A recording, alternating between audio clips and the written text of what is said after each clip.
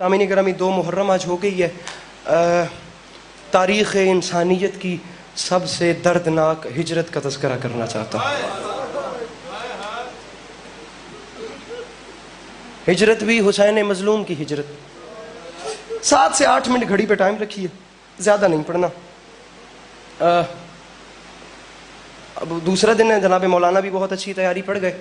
اب جہاں سے انہوں نے چھوڑا ہے میں کوشش کرتا ہوں وہاں سے آگے ایک ٹکڑا سناؤں گا انشاءاللہ۔ پھر کل سے یہ بانیان بتا دیں گے کہ مضمونوں کی ترتیب کیسے کرنی ہے، کیونکہ 3-4 مضمون پیچھے بقایا ہیں اور 4 سے پھر برآمدگیاں بھی شروع ہو رہی ہیں، تو میں چاہتا ہوں کہ اس سے پہلے جتنا بھی ہے اسے سمیٹا جائے۔ اب آج یہ تیاری کا ٹکڑا سنیے اور میں جا رہا ہوں۔ سامعین مصرع عرض کر رہا ہوں کہ صدا یہ گونجی مدینے میں مغربین کے بعد، رسول کیسے رہیں گے یہاں حسین کے بعد۔ کیا بات ہے، کیا بات ہے۔ سامعین گرامی ہجرت کوئی نئی چیز نہیں ہے، تقریباً ہر نبی نے ہجرت کی، اکثر انبیاء نے ہجرت کی ہے۔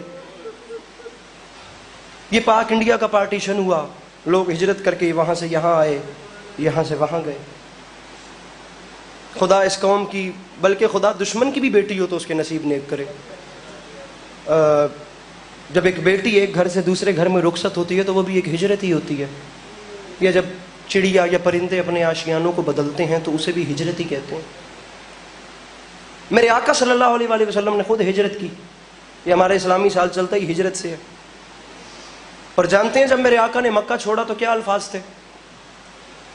مکہ چھوڑتے وقت میرے آقا نے آسمان کی جانب منہ کر کے رو کے فرمایا تھا، میرے مالک گواہ رہنا میں وہ جگہ چھوڑ رہا ہوں جو مجھے بہت پسند ہے،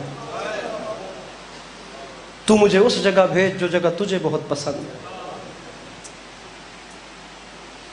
پھر بھی علی عباس عسکری خاکی ہے، میں نہیں بتا سکتا کہ میرے مولا کی ہجرت کتنی دردناک تھی، کتنا بھی پڑھوں۔ میں ایک فقرہ پڑھتا ہوں اپنے امام زمانہ علیہ السلام کا، اللہ کرے کہ اسے ایک فقرے میں سمجھا سکوں کہ کیا درد ہے اس مضمون میں۔ میرے آقا زیارت نہائیہ میں فرماتے ہیں، میرا سلام ہو ان بیویوں پر جن سے رات کی تاریکی میں بالجبر مدینہ چھڑوایا گیا۔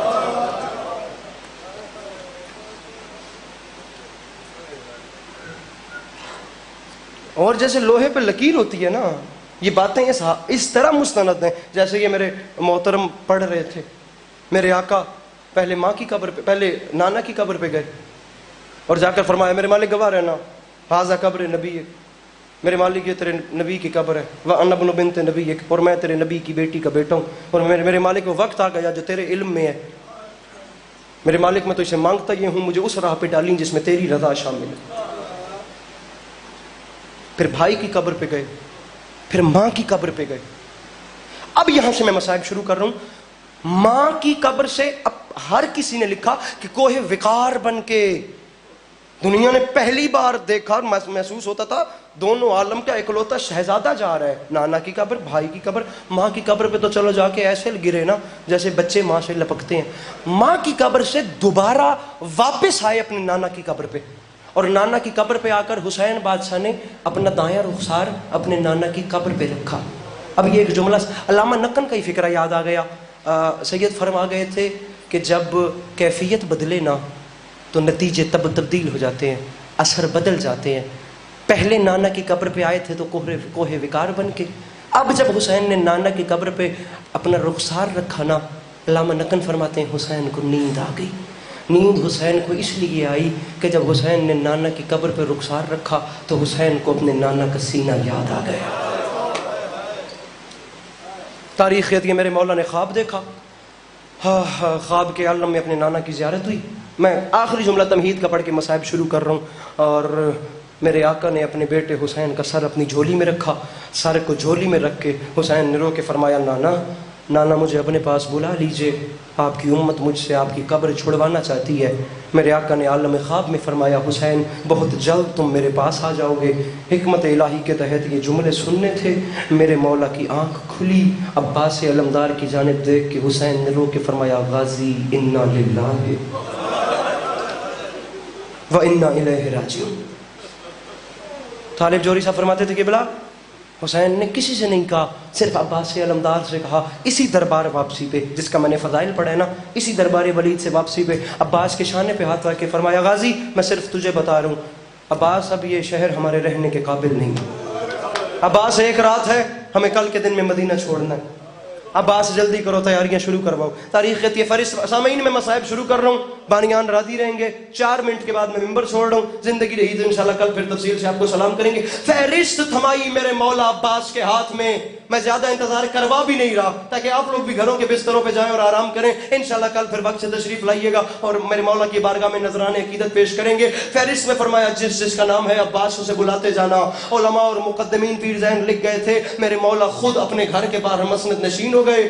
آج محلہ بنی ہاشم کا کنٹرول عباس علمدار کے ہاتھ میں آ گیا، بڑا تو بڑا رہ گیا، کوئی چھوٹا نابالغ ممیز بچہ بھی آج قبیلہ بنی ہاشم کی کسی گلی سے نہیں گزر سکتا۔ میرے مولا عباس نے اتنے سخت پہرے کا پیر انتظام کروا دیا، محلہ کی ہر گلی میں عباس علمدار نے سیاہ رنگ کی کناتیں لگوا دیں۔ میرے مولا عباس نے آسمان یعنی چھت کی جانب سیاہ رنگ کی کناتیں لگوا دیں تاکہ کسی بھی غیر کی اس محلے کی گلیوں میں نظر نہ پڑے۔ آج ہر دروازہ عباس علمدار کے خوف سے بند ہو گیا کہ بلا تاریخ کہتی ہے میرے مولا حسین گھر کے باہر آ کے بیٹھ گئے۔ 28 رجب کا دن چڑھا، تیاریاں مکمل ہوئیں، فہرست تھام کے علم والا بادشاہ گھر کے باہر آیا۔ میرے مولا عباس نے پہلا نام پکارا، جناب حسن علیہ السلام کی بیوہ تشریف لائیں۔ حسین بادشاہ نے آہستہ سے فرمایا بیٹا قاسم جلدی کرو، اپنی ماں کو محمل پہ سوار کرو۔ جناب قاسم آگے بڑھے، ماں کا بازو تھاما، محمل پہ سوار کرایا۔ گل میری مک گئی انشاءاللہ میں سمجھا سکا۔ میرے مولا عباس نے دوسرا نام پکارا، جناب علی اکبر بادشاہ کی والدہ گرامی تشریف لائیں۔ میرے مولا حسین نے فرمایا بیٹا علی اکبر جاؤ، جا کر اپنی ماں کو محمل پہ سوار کراؤ۔ میں معافی مانگ کے آدھا پیا کوئی نہیں باوا بندہ شیعہ جس نہ ماتم کرنا ہے نہ ہائے کرنی ہے کہ بلا رکھیے میرے سر پہ قرآن۔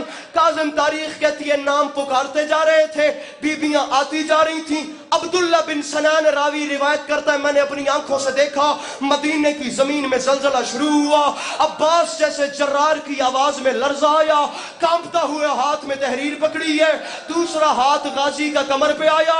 عباس علمدار نے کانپتی ہوئی آواز میں بلند لہجے میں کہا ہوشیار، تمام ہاشمی اپنی نظریں زمین میں گاڑ دو، تمام جوان سر پہ پردے کا سایہ کرو، کیونکہ اب علی کی بیٹی زینب گھر سے باہر آ رہی ہے۔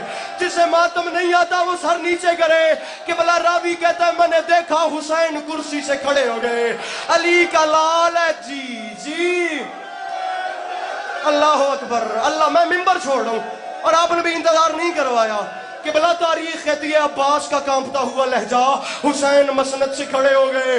عبداللہ بن سنان کہتا ہے ماں کی رضا میں لپٹی ہوئی میری شہزادی کنیزوں کے حصار میں چلتی چلتی گھر سے باہر آئی۔ میری مخدومہ نے ہلکے ہلکے ایک قدم اٹھایا، پھر دوسرا اٹھایا، پھر تیسرا، پھر چوتھا۔ تاریخ کہتی ہے چوتھا قدم اٹھا کے میری بی بی رکی، ابھی رکی تھی۔ حسین سوچ رہے تھے میری مشن کی وارث رک کیوں گئی ہے۔ عبداللہ بن سنان کہتے ہیں میں نے اپنی آنکھوں سے دیکھا عباس علمدار کا سر حسین کے قدموں میں تھا۔ حسین کے سامنے ہاتھ باندھ کے فرما رہے تھے مولا اگر میری بہن رقیہ کی چادر قربان کرنے سے آپ کے نانا کا دین بچتا ہے تو وہ حاضر ہے، مولا انہیں لے جائیں، مولا انہیں نہ لے کے جائیں، یہ چند قدم چل کے تھک گئی ہے۔ اور مولا علی کی بیٹی چلنے کی عادی نجی جی ایک جملہ ایک مولا یہ چلنے کی عادی نہیں ہے، مولا یہ امیر باپ کی امیر بیٹی چلنے کی عادی نہیں ہے۔ ممبر عسکری چھوڑ کے جا رہا ہے کہ بلا تاریخ کہتی ہے میرے مولا چلتے چلتے بہن کے قریب آئے، بہن کے پاس آ کے میرے امام نے رو کے فرمایا بہن عالیہ خیریت آپ رک گئیں، بہن حکم کریں تو بھائی سوار کرائے۔ زمین کی جانب نگاہوں کا رخ کیا، فاتح شام بی بی نے انشاءاللہ میں سمجھا لوں، میری بی بی نے رو کے فرمایا حسین ناراض نہیں ہونا، مجھے آپ سوار نہیں کرائیں، بہن عالیہ میرا غازی سوار کرائے۔ بھیا غازی بھی نہیں، بہن میرا اکبر کھڑا ہے، میرا اکبر سوار کرائے۔ او بندہ کہے امیر یار جس 2 محرم نو ماتم نہیں کرنا، اتنی قیامت آمیز گل سن کے سمجھ کے بہن عالیہ میں بھی نہیں، غازی بھی نہیں، اکبر بھی انشاءاللہ تو سر تے ماتم کر لوے، کون سوار کرائے؟ قبلہ راوی کہتا ہے چیخ نکلی علی کی بیٹی کی اور وہ کے فرماتی ہیں بھیا مجھے 28 رجب بھی محمل پہ وہی سوار کرائے جس نے 11 محرم کو بندھے ہوئے ہاتھوں سے بن پلانے اونٹ جی جی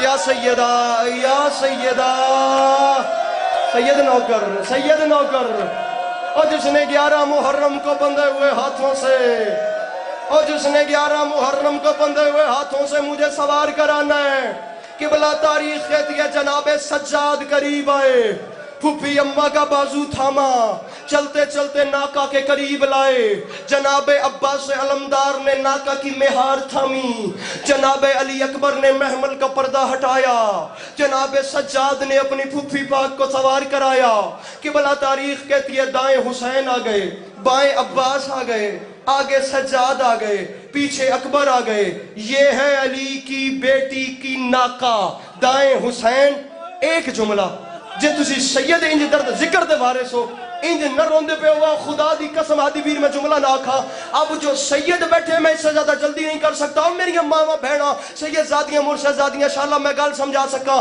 جڑے سادات بیٹھے ہو تواڈے تے واجب ہے تواڈے گھر دا دکھ ہے امتی رومن نہ رومن انکل جنہاں دی اپنی مرضی ہے اتنے درد نال رونا بندا ہے خود حسین روایت کرتے ہیں ناکا اٹھی حسین نے تلوار نکالی غازی نے تلوار نکالی سجاد نے تلوار نکالی اکبر نے تلوار نکالی حسین فرماتے ہیں 1 قدم 2 قدم 3 قدم 4 قدم حسین فرماتے ہیں 5 قدم ناکا سوار نہیں ہوئی تھی میں نے محسوس کیا مدینے کی زمین ہل رہی ہے حسین فرماتے ہیں میں نے غور کر کے دیکھا ناکا کی بائیں جانب غازی کا امامہ کھل کے گلے میں آیا ہوا ہے سر سے دستار اتار کے ہوا کی جانب لہرا کے کہہ رہا ہے آل حجاب آل حجاب آل حجاب او پرندوں اپنے آشیانوں کو لوٹ جاؤ او آج دن کی روشنی میں علی کی بیٹی گھر سے باہر آئی ہے اور قبلہ عسکری سمجھانا چاہ رہا ہے اور قبلہ علی کی بیٹی کی اونٹ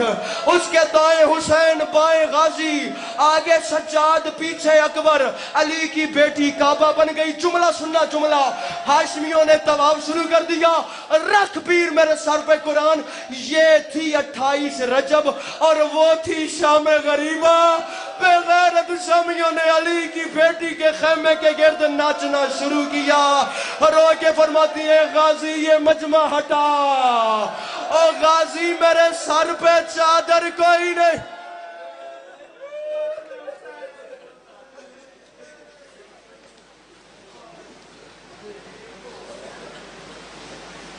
یا حسین یا حسین یا حسین یا حسین